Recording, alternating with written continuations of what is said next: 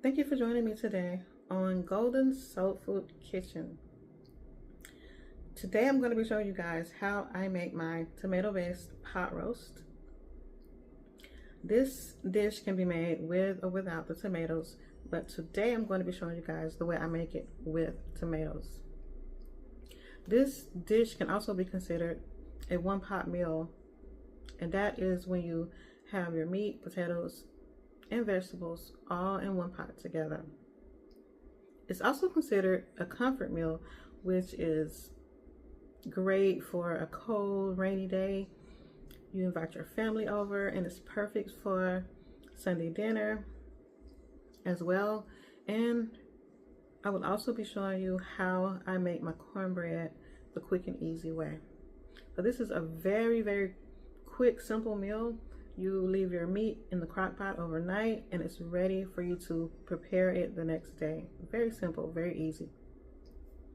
So I appreciate y'all for joining me, and follow along with me in the video. And if I make any mistakes, as they say in the church, take it for love.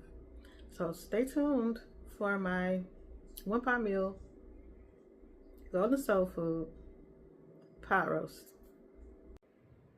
We start by putting our choke roast in a crock pot overnight for approximately 8 hours.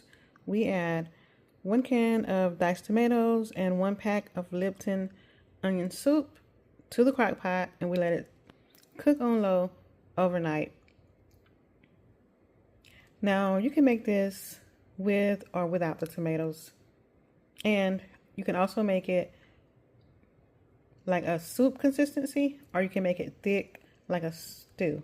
But today we're going to be making it like a soup because it's cold outside and rainy and wet, and it's going to be one of those one pot comfort meals. So I'm going to show you guys what it's looking like after it cooked for 8 hours in the crock pot. It cooked for approximately 8 hours on low.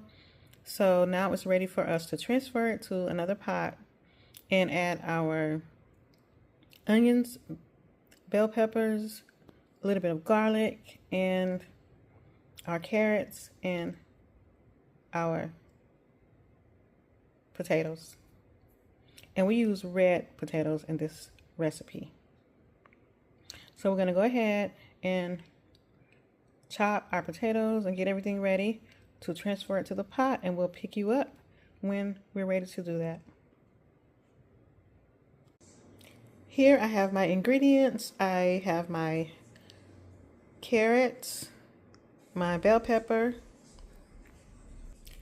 my onion, and my red potatoes, and I'm using a 3-pound bag of the red potatoes. So I'm going to go ahead and dice my onion and bell pepper and chop my potatoes, and I will be back. Now I have my potatoes chopped up. I did a combination of skin on and skin off, and I have my bell peppers and onions diced. So I'm going to go ahead and get these ready to go into the pot. Now I am cooking some bacon. We're frying a little bit of bacon so that I can saute my onions and bell peppers. And the reason why I do that is for adding flavor to the roast. So I'm gonna go ahead and do that now. I let the bacon get just a little bit browner.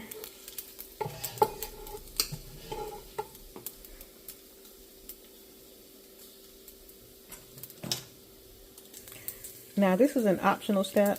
You don't have to do this, but as I said, I like to do it to add extra flavor to the soup.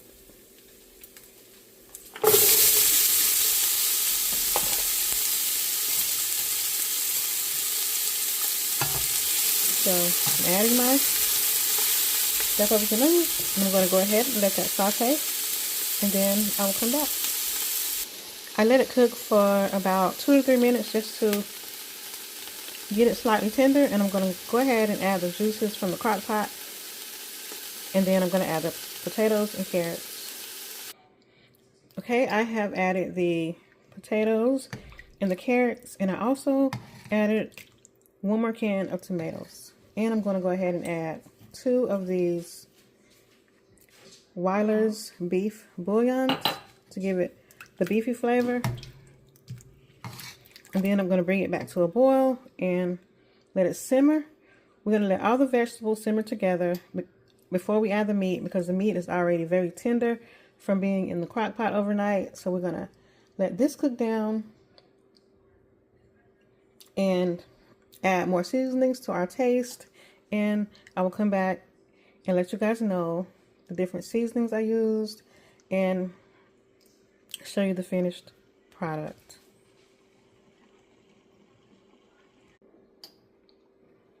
As you can see, I brought it to a boil, and the potatoes and carrots are starting to get soft.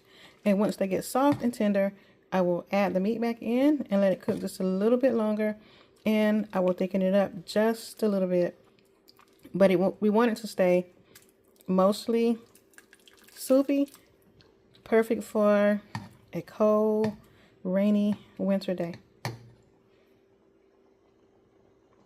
Now I have mixed up my cornbread mix. Here is where I improvise.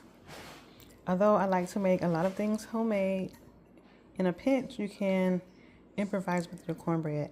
I start with 1 box of Jiffy because it's just going to be me and my husband today, and my sons might come.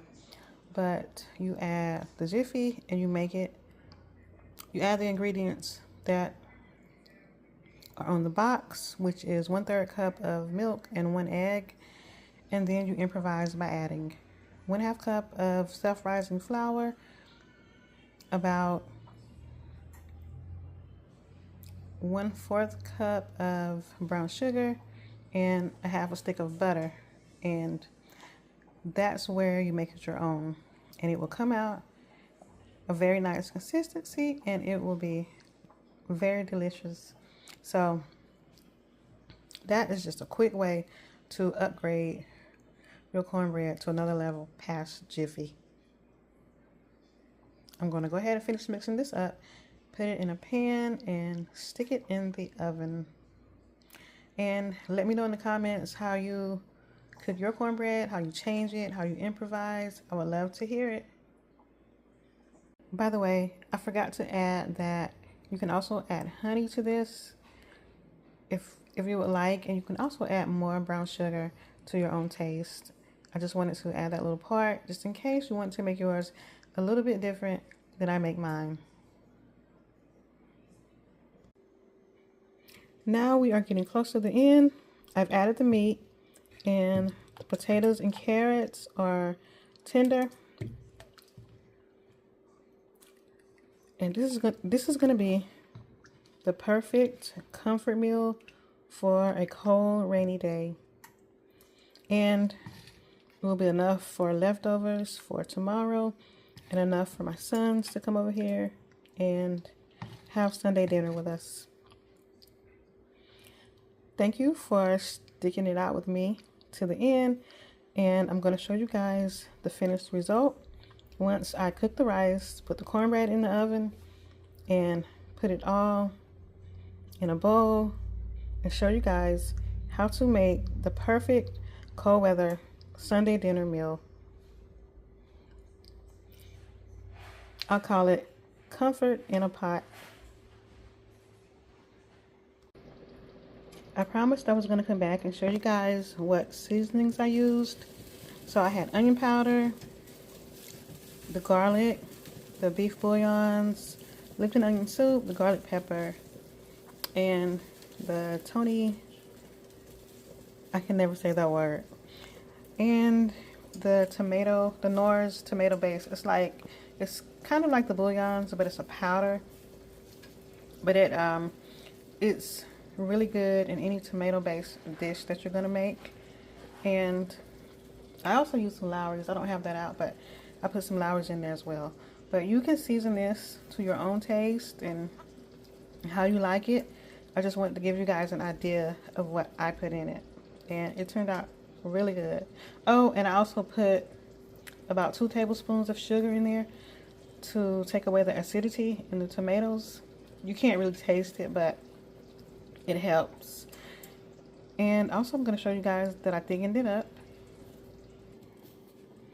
You can see that it's still really soupy and juicy, but I added a little bit of cornstarch.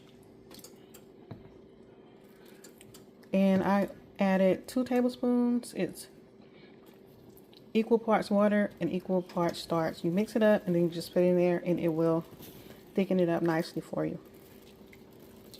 But like I said, we wanted it to stay like a soup, and we don't want the meat to be shredded, so that's why we didn't put it in there when we put the potatoes and carrots in it.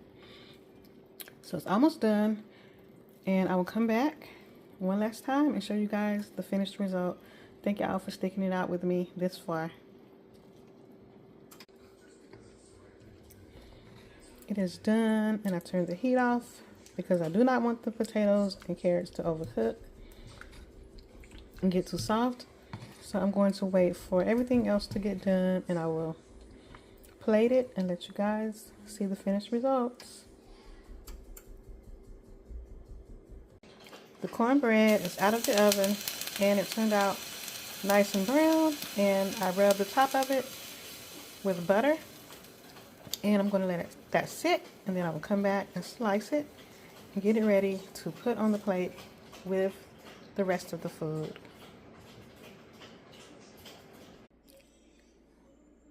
This is the finished result. Thank y'all so much for watching to the end. And if you decide to follow this recipe, I hope it brings a lot of warmth and comfort to your kitchen.